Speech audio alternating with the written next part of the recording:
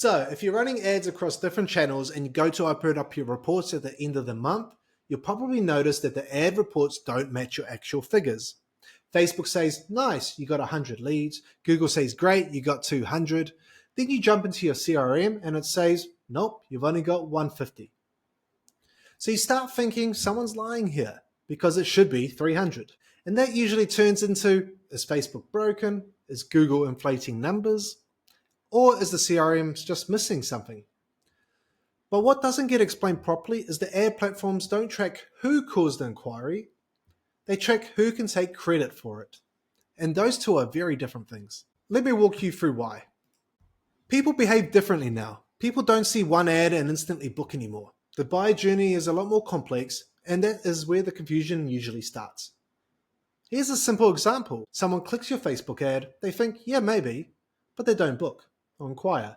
Then they go to ask ChatGPT, they read some reviews, and they may check out some competitors. Then life happens and they move on. A few days later, they need it for your service again. They search for your service, they click your Google ad, and they finally inquire. So what happens next? Facebook says, they clicked my ad 5 days ago, that lead's mine. Google says, excuse me, they clicked my ad yesterday, that lead is mine. And your CRM just sees one person, one inquiry. The reason both platforms claim the same lead is because of how attribution windows work. Attribution is how ad platforms decide which lead or actions they can claim credit for. And the attribution windows, by default, Facebook looks back 7 days after a click and 1 day after a view. Google looks back 30 days after a click and 1 day after a view. So you can see from my previous example, that person touched both platforms in the timeframes.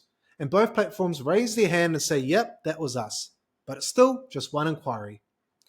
In this example, both are kind of working together to influence the same customer at different points in their decision-making process. On top of this, tracking will never be 100% perfect. Trying to fix this so every number lines up perfectly is just mostly a waste of time. So what actually matters is how you use this data.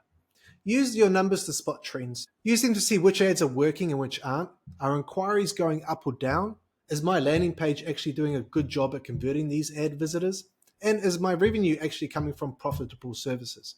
If those are moving in the right direction, then keep making improvements and focus on what's working. Don't treat the reports like a courtroom. Start using them as signals to guide better decision making.